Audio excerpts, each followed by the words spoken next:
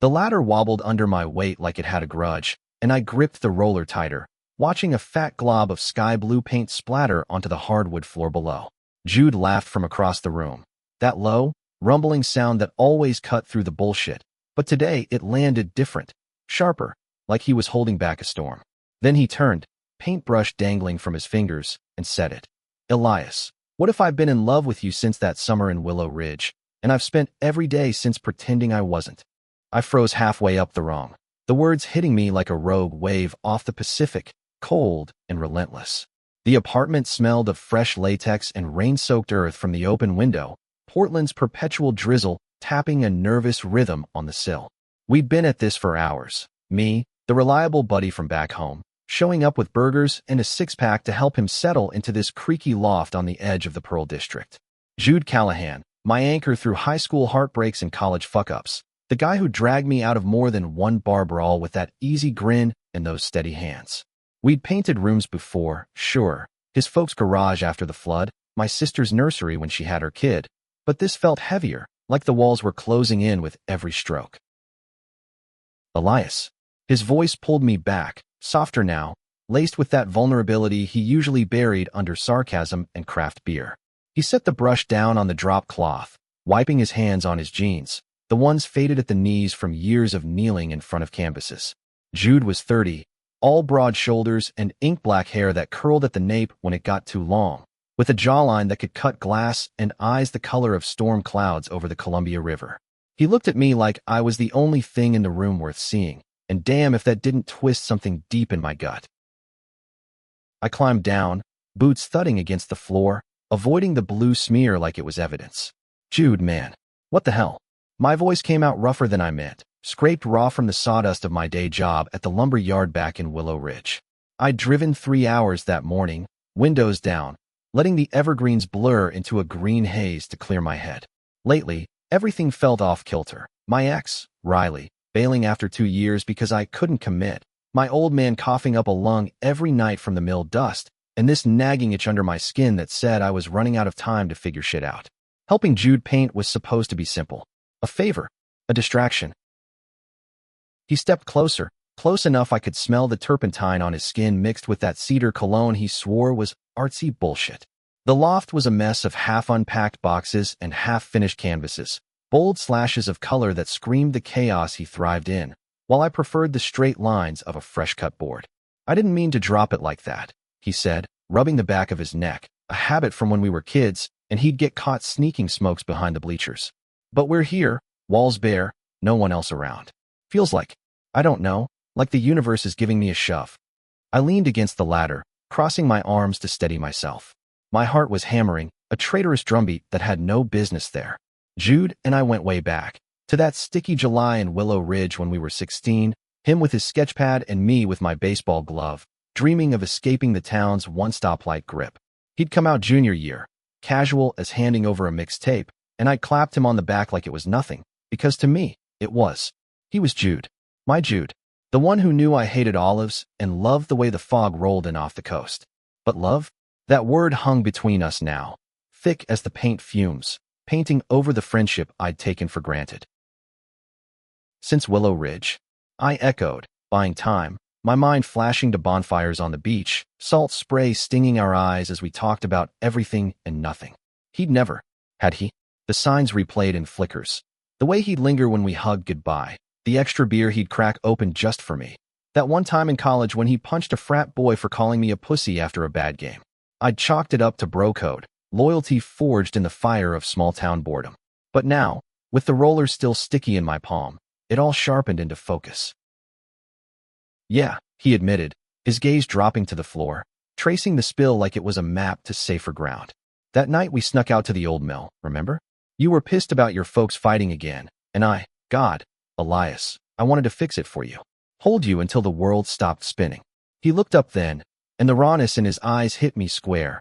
Years of quiet longing etched into the lines around them, the kind that comes from loving in silence. I swallowed hard. The room suddenly too warm, too close.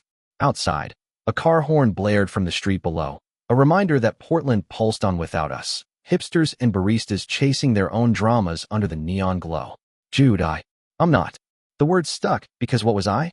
Straight as the Oregon pine I'd felled last week? Or just scared shitless of what this meant? Riley had called me closed off, a wall of flannel and denial, and maybe she was right.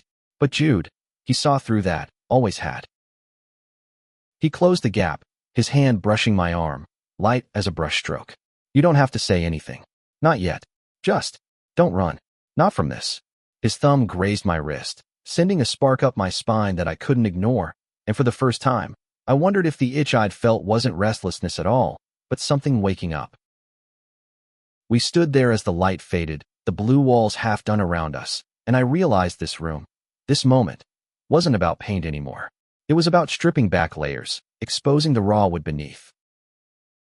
The next morning hit like a hangover without the whiskey, sunlight slicing through the blinds Jude had forgotten to hang. I woke on his lumpy couch, neck kinked from the throw pillow that smelled like him, faint smoke and fresh linen, and stared at the ceiling fan spinning lazy circles. Last night replayed in fragments. His confession hanging in the air, my non-answer. The way we'd cracked open that second six-pack and talked around it. About his move to Portland for the gallery gig, my stalled life back in Willow Ridge. We'd laughed about old times, but the undercurrent pulled strong, tugging at the edges of what we'd always been. Coffee brewed in the kitchen, the gurgle a small mercy. Jude emerged from the bedroom in boxers and a faded Pearl Jam tee, hair a wild crown, scratching his stubble. Morning, sunshine. You snore like a chainsaw. His grin was easy, but his eyes searched mine, testing the waters. I sat up, rubbing my face. Blame the couch. Or the bombshell you dropped. There it was, out blunt as a hammer. No dodging now, not with the daylight stripping away the shadows. He poured 2 mugs, handing me one black and scalding, just how I liked. Fair. But hey, paint's not gonna dry itself. He nodded toward the living room, where our mess waited, rollers crusted, Ken's open mouth like they'd been mid-sentence. We got back to it in silence at first, the radio humming low from his Bluetooth speaker, Springsteen crooning about thunder roads, fitting for the gray skies threatening outside. I climbed the ladder again, rolling broad strokes over the eggshell white, watching it transform to that deep cerulean Jude had picked because it felt like freedom. He worked the trim, precise as his sketches, and every glance over his shoulder felt loaded, a silent negotiation. By noon, sweat beaded on my forehead, and I stripped off my shirt, tossing it over a box of his art supplies. The air was thick, humid from the river nearby, and the physicality grounded me, muscles burning, mind clearing with each up and down. Jude paused, brush midair, his gaze lingering on the ink I'd gotten last year. A simple compass rose on my shoulder blade, pointing north like it knew something I didn't. Nice tat, he said, voice casual, but the way he said it wasn't. He set the brush down and crossed to me, fingers hovering before tracing the lines, featherlight. Reminds me of that hike we did up in the Cascades. You got lost for an hour, swearing at the map like it betrayed you. I chuckled, but it came out strained, his touch igniting nerves I hadn't mapped. Yeah, well, some things don't change. Except they had. His hand didn't pull away, and neither did I. The ladder creaked as I shifted, facing him fully, our breaths sinking in the charged space. Jude, I started, but he shook his head, closing his eyes like he was bracing for impact. Don't. If it's no, just say it. I'll back off, be your buddy again, paint these walls and pretend. But his voice cracked on pretend, and that did it. The honesty gutted me. This man, who'd built a life sketching souls on canvas, had carried this torch for years, flickering in the margins of our friendship. And me? I'd been blind, lumbering through my days with blinders on, dating women who fit the script but never filled the hollow. I stepped down, the wood cool under my bare feet, and cupped his face, thumb brushing his cheekbone. His stubble rasped against my palm, real and electric. It's not no, I whispered, the admission tasting like salt and revelation. I don't know what the fuck it is, but I don't want you to stop.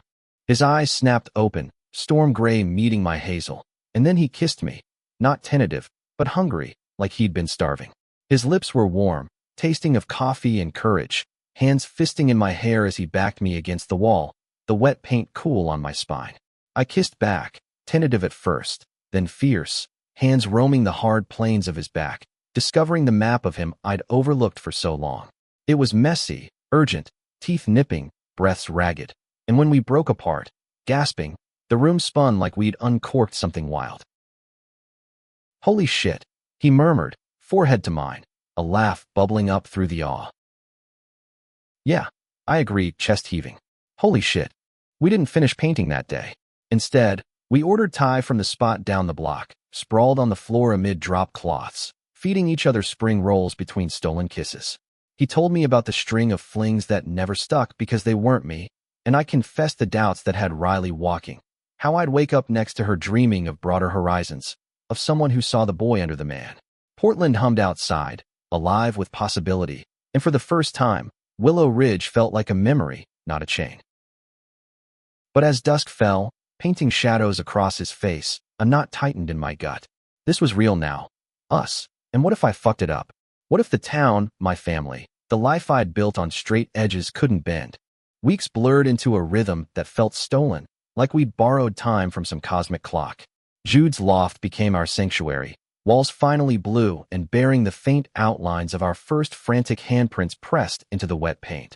A blue-veined map of surrender. I drive up from Willow Ridge every weekend, the I-5 a ribbon of asphalt unspooling under my tires, radio blasting indie folk that echoed the ache of leaving the pines for the city lights. Portland welcomed me with its tattooed baristas and food trucks slinging bison burgers. But it was Jude who made it home. His laugh in the steam of morning showers, his fingers interlaced with mine under the diner table, tracing lazy circles that said more than words.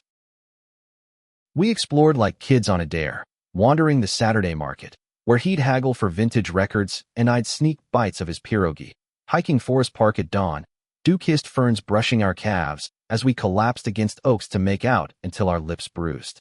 Sex was a revelation, slow and exploratory at first, his body a landscape of ink and sinew I mapped with reverent hands, learning the arch of his back, the hitch in his breath when I whispered his name. He'd murmur poetry against my skin, fragments from Whitman or his own half-formed verses, turning vulnerability into art. "You're my north, Elias," he'd say, and I'd believe it, even as doubts whispered from the rear view. Back in Willow Ridge, the facade held, but cracks showed. My old man noticed the extra mileage on the truck, squinting over his coffee at the breakfast table. "You mooning over some city girl, son? Got that look like your ma did before she left." Harlan Kane, all grizzled beard and calloused hands, had raised me solo after Mom bailed for Seattle's bright lights, teaching me to swing an axe before I could spell my name. He loved hard but quiet, the way men do in logging towns, and coming out to him, that was a bridge half burned in my mind. "Not a girl, Dad." I'd hedge, stacking firewood to avoid his eyes. "Just figuring things." He'd grunt, clap my shoulder, but the silence after lingered, heavy as fog. Jude felt it too, the pull of two worlds.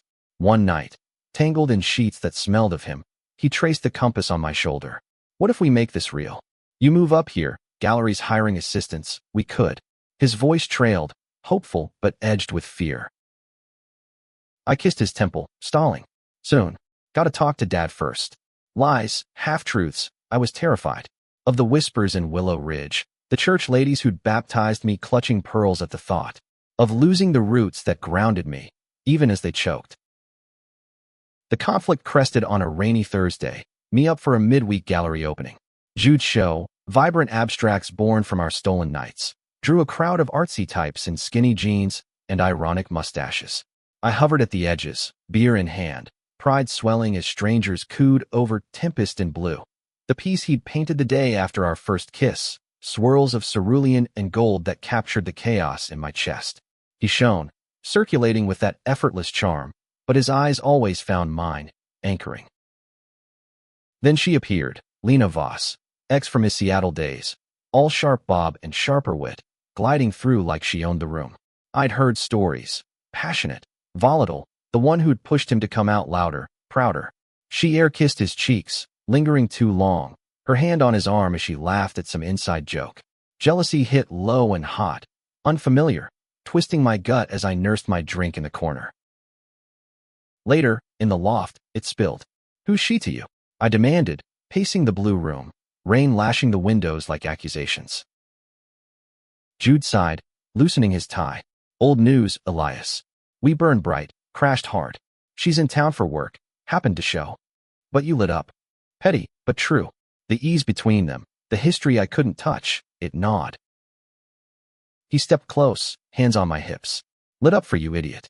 Always. But doubt seated, watered by the storm outside. The betrayal came subtle, a text I glimpsed the next morning while he showered. Miss our talks, Jay. Drinks soon? L harmless. Maybe. But it festered, mirroring my fears. That afternoon, driving back to Willow Ridge, thunder rumbling like my thoughts, I pulled over at a scenic overlook, Columbia River churning below. What was I doing? Chasing a feeling that could uproot everything? Or finally claiming one? Back home, Dad waited on the porch, pipe smoke curling into the dusk. Talk to me, boy. His voice was gravel, eyes steady. I sat beside him, the words tumbling like felled timber. It's Jude, Dad. Not as a friend. More. The silence stretched, eternal, until he nodded slow. Love's love, Elias. Don't let fear log you in. Simple, profound his way. Relief flooded, but so did resolve. I had to confront this with Jude, clear the air before Lena's shadow grew. Portland in autumn was a heartbreak waiting to happen. Leaves turning crimson under relentless rain, streets slick with the promise of winter. I returned that Friday, hard-armored but cracking, determined to lay it bare. Jude met me at the door with a kiss that tasted of forgiveness he didn't know I needed, pulling me into the loft where canvases leaned like confessions. Missed you, he murmured, hands sliding under my jacket, but I held back, the text burning in my pocket like contraband. We cooked pasta with basil from the windowsill pots he'd started, wine from a box because authenticity's overrated. Laughter flowed easy at first, stories of my week at the yard, his brush with a collector who wanted to buy the whole show. But as the candles guttered, I couldn't hold it. Saw your phone this morning. Lena.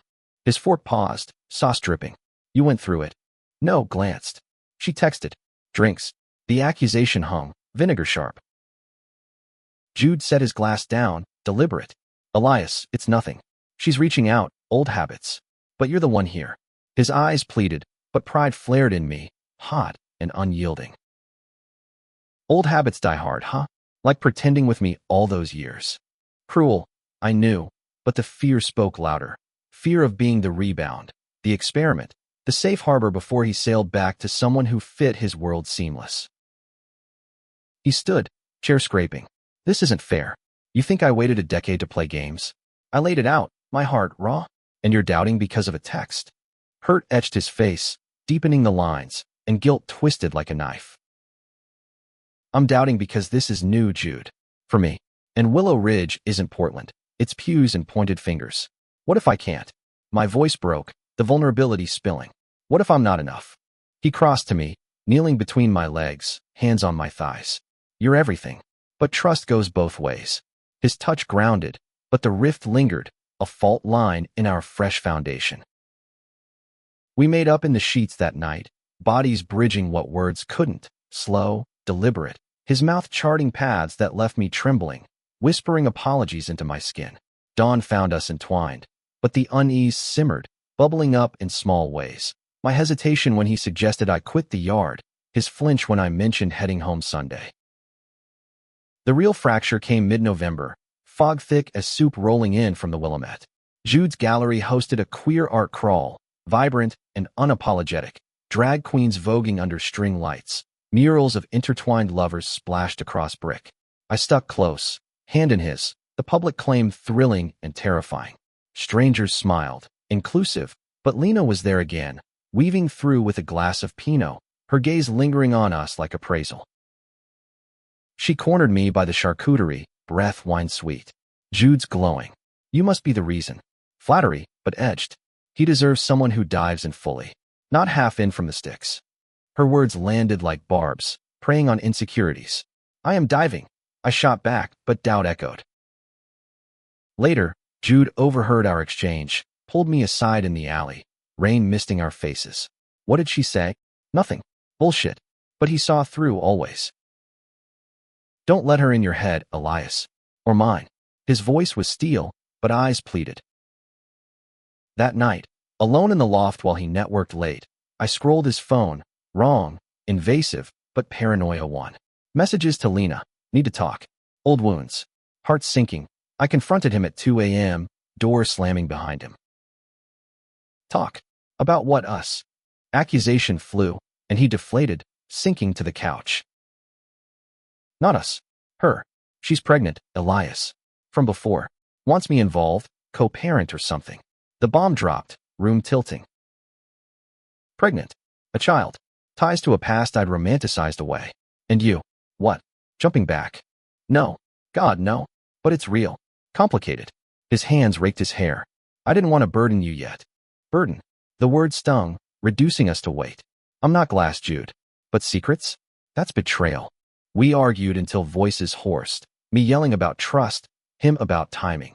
Ending in silence, me grabbing keys, storming into the night. Rain soaked me through as I drove south, wipers slashing tears I wouldn't shed. Willow Ridge lights flickered welcome, but hollow. Dad found me on the porch at dawn, whiskey bottle half empty. Rough waters. Wreckage. I muttered, and spilled it all.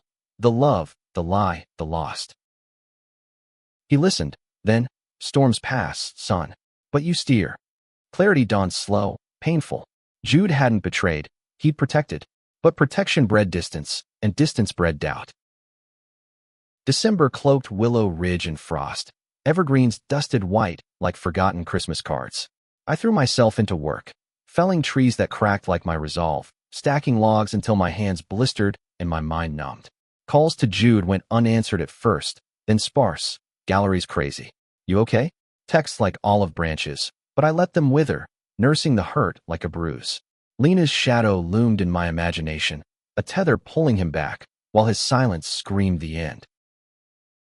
Portland called, insidious. I'd catch myself humming the buskers from the market, craving the bite of his chili lime tacos. Nights, I'd lie awake in my boyhood bed, posters of Mariners stars peeling at the edges, replaying our last fight. His face crumpling as I accused, my own fear masquerading as anger. Betrayal wasn't his secret, it was mine, betraying the man who'd handed me his heart by clutching mine so tight. Christmas Eve, Dad cornered me in the kitchen, piecing together turkey with military precision. Ain't seen you this mopey since that first deer hunt. His eyes twinkled, but voice sobered. Go get him, Elias. Life's too short for what-ifs. Your ma taught me that, before she flew. I nodded, throat tight. What if he doesn't want fixing? Then you know, better than wondering. Wisdom from a man who'd loved and lost, yet built a son from the splinters. Snow fell soft as I packed the truck, a thermos of his favorite spiked cider sloshing beside a wrapped sketch pad, blank pages for the stories we'd write next. The drive north was a blur of headlights and heartache, radio crooning Mariah Carey like a dare. Portland glittered festive, garlands strung across Burnside, but the loft loomed dark when I arrived, windows black as regret. A note on the door, at Lena's. Emergency. Key under mat. Gut punch. I let myself in, the blue walls mocking. Our handprints faded to ghosts. Pacing, I fought the urge to bolt, instead cracking the cider, toasting the empty room. Hours ticked, doubt a companion, until tires crunched gravel below. Jude climbed the stairs, coat dusted white, face haggard, eyes red-rimmed, jaw set. Elias? Shit, I didn't. He stopped, key dangling forgotten. Saw the note. Figured worst. My voice was steady, surprising us both. He entered, shedding snow like burdens. False alarm. Braxton Hicks. But it scared me, made me think. He sank to the couch, head in hands. About us. The baby. Everything. I sat beside him, close but not touching. Me too. Every damn day. The dam broke then, apologies tumbling, mine for fleeing, his for hiding. I was scared, Jude, of losing you to this. To her. He looked up raw. Never. She's passed. But the kid. If it's mine, I'll step up. Doesn't change you. His hand found mine, cold fingers warming in my palm. I love you, Elias Kane. Compass boy. North Star. Tears pricked, hot. I love you too. God, I do. The words freed something, and we clung, kisses salt-tanged, bodies aligning like puzzle pieces long separated. But resolution wasn't tidy. Lena's call came New Year's, confirming paternity, Jude's blood, a tiny life demanding space. We navigated it together, meetings with lawyers, talks of custody that blurred lines. Jealousy flared when he'd coo over ultrasounds, but he pulled me in, hand on my belly as the heartbeat thrummed. Our family, he'd say, redefining. Spring thawed the rifts. I gave notice at the yard, Dad's blessing a gruff hug and a toolbox for whatever city shit you need. Portland embraced me. Job at a sustainable build co-op, weekends framing Jude's canvases. We painted the nursery at Lena's insistence, neutral grays with blue accents, my roller strokes mingling with his. Conflict lingered in small storms, my homesickness for pines, his late nights chasing deadlines. But we weathered, roots intertwining. One evening, as cherry blossoms dusted the park, Jude proposed, not with rings, but sketches. Us, intertwined, under a vast sky. Build with me. Simple, profound. Yes, I breathed, sealing it with a kiss as joggers blurred past, the world affirming.